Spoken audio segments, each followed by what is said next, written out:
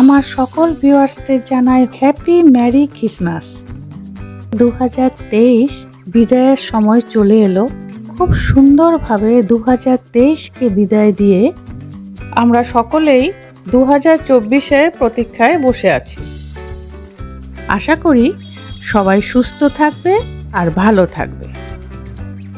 Christmas মানেই হচ্ছে cake, তাই আজকে আমি নিয়ে এসেছি একটি হেলদি কেক, যেটা আমি আটা দিয়ে আর বিট দিয়ে বানিয়েছি। তাহলে আমি কেক বানানো শুরু করছি। এখানে আমি বিটের হাফ অংশ নিয়ে নিয়েছি আর মিক্সিং জারে দিয়ে খুব ভালো করে জুস করে নিয়েছি। বিট একটা এমন সবজি যেটা আমাদের শরীরের জন্য কিন্তু খুব উপকারী। এবার একটি বাউলসের মধ্যে নিয়ে নিচ্ছি দুটো ডিম, দিয়ে দিচ্ছি 50 গ্রাম গুঁড়ো চিনি। চিনি আর ডিম খুব ভালো করে কিন্তু হুইস্কারের সাহায্যে আমি ফাটিয়ে নিচ্ছি। এই কাজটা কিন্তু অনেকক্ষণ ধরে করতে হবে, যাতে খুব ভালো করে চিনিটাও গলে যায় ডিমের সাথে, আর বেশ কিন্তু একটা ক্রিমি টেক্সচার চলে আসবে। এবার দিয়ে দিচ্ছি 50 গ্রাম রিফাইন অয়েল। এবার রিফাইন অয়েলের সাথে ডিম আর চিনি ভালো করে মিক্সড করে নিচ্ছি। খুব সুন্দর করে কিন্তু মিক্সড হয়ে গেছে।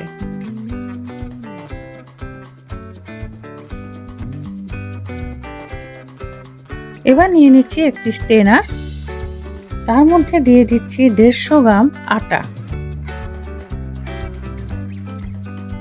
ফার্স্ট আমি আটাটা ভালো করে চেলে নিচ্ছি,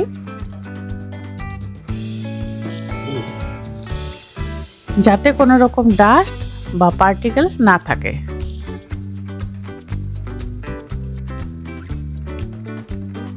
লবণ সামান্য, সেটাও চেলে নিচ্ছি।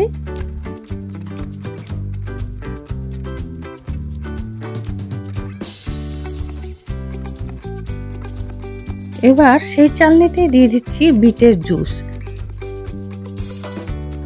বিটের জুসটাও কিন্তু খুব ভালো করে চেলে নিচ্ছি। আমার খালি বিটের জুসটা লাগবে, উপরে ছিবড়ে ভাবটা কিন্তু আমি নেব না।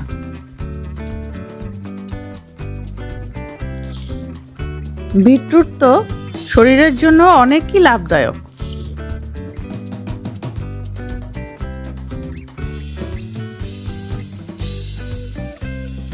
এবার একটি স্প্যাচুলার সাহায্যে খুব ভালো করে মিক্সড করতে হবে।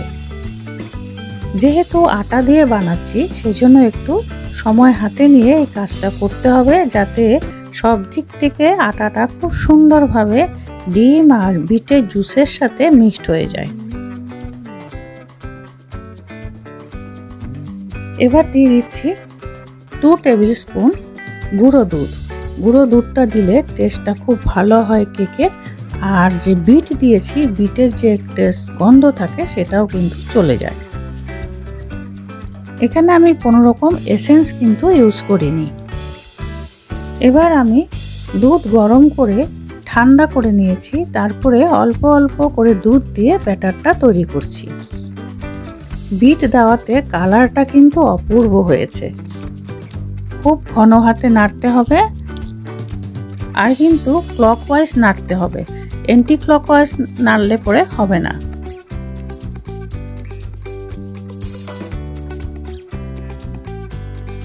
ব্যাটার একদম রেডি হয়ে গেছে। কেকের ব্যাটারটা ঠিক এই রকম হতে হবে, না বেশি ঘন না বেশি পাতলা।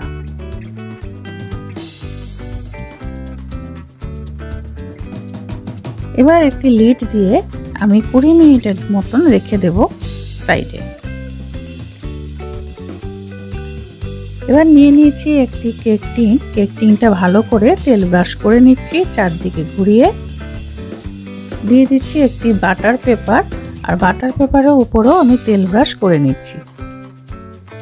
এইবার ব্যাটারের মধ্যে লাস্ট হচ্ছে বেকিং পাউডার। এখানে আমি 1 চামচ বেকিং পাউডার দিয়ে ভালো করে মিক্সড করে নিচ্ছি। বেকিং পাউডার দেওয়ার পর কিন্তু বেশিক্ষণ রাখা যাবে না, সেই জন্য বেকিং পাউডার দিয়ে ভালো করে মিক্সড করেই কিন্তু কেক টিনে ঢালতে হবে। তাহলে কেক টিনে ঢেলে নিচ্ছি। দেখো ওপর থেকে আমি কেক টিনে ঢালছি, আর আমার ব্যাটারটা দেখে বুঝতেই পারছো কতখানি স্মুথ ব্যাটার তৈরি হয়েছে। কেক টিনে ব্যাটারটা দেওয়ার পরে একটি স্পুন দিয়ে এইভাবে কিন্তু নেড়ে দিতে হবে, তাহলে ভেতরে যদি কোনো হাওয়া থাকে সেই হাওয়াটা কিন্তু বেরিয়ে যাবে। এই কাজটা কিন্তু আটার যদি কেক আমরা বানাই ওতে অবশ্যই করতে হবে।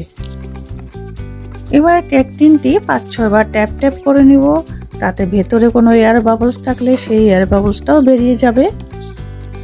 এদিকে গ্যাস চুলায় একটি কড়াইতে লবণ দিয়ে বসিয়ে রেখেছিলাম প্রিহিট হতে। তো ভালো করে প্রিহিট হয়ে গেছে। এইবার মাঝখানে একটি আমি স্ট্যান্ড দিয়ে নিচ্ছি, আর তার মধ্যে খুব সাবধানে বসিয়ে দিচ্ছি আমার কেক টিনটা। এবার লিড লাগিয়ে দিয়ে 35 মিনিট ওয়েট করব। কিন্তু 10 মিনিট পরে আমি লিড উঠিয়ে যখন দেখেছি মোটামুটি আমার কেকটি উপরে ফুলতে শুরু করেছে, ঠিক ওই সময় আমি দিয়ে দিচ্ছি চেরি। এখানে আমি কিছু চেরি কুচি কুচি করে কেটে কেকের উপরে দিয়ে দিচ্ছি। আর এই সময় চেরিটা দিলে চেরি বা যে কোনো ড্রাই ফ্রুট বা টুটি ফুটি যেটাই দেই না কেন সেটা ভেতরে ঢুকে যাবে না। চেরিগুলো কুচি কুচি করে দেওয়ার পরে আমি আবার লিড লাগিয়ে দিচ্ছি। এবার ওয়েট করব কেকটা হওয়ার জন্য। 35 মিনিট পরে এসে লিড উঠিয়ে দেখছি, ওয়াও, আমার কেকটা কত সুন্দর হয়েছে, আর কালারটা তো অসাধারণ হয়েছে। এবার একটি টুথপিক দিয়ে আমি একটু চেক করে নিচ্ছি যে ভেতরে সম্পূর্ণ হয়েছে কিনা। টুথপিক একদম ড্রাই এসেছে, তার মানে আমার কেক সম্পূর্ণভাবে রেডি। এবার গ্যাসের ফ্লেম আমি অফ করে দেব আর ঠান্ডা হওয়ার অপেক্ষায় থাকব। তাহলে ডিমোল্ড করে দেখা যাক কেকটি কেমন হয়েছে। কেক সম্পূর্ণভাবে ঠান্ডা হয়ে গেছে। এইবার আমি ডিমোল্ড করে একবারে প্লেটে নিয়ে তোমাদের দেখাচ্ছি। খুব সুন্দর নরম আর স্পঞ্জি হয়েছে আমার এই আজকে আটার কেক।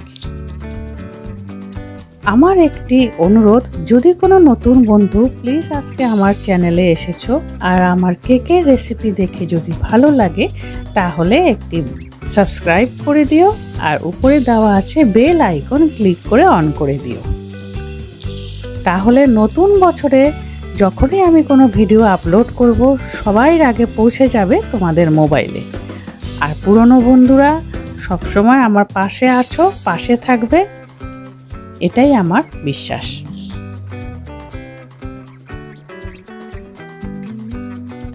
তাহলে এক পিস কেটে দেখা যাক কেমন হয়েছে।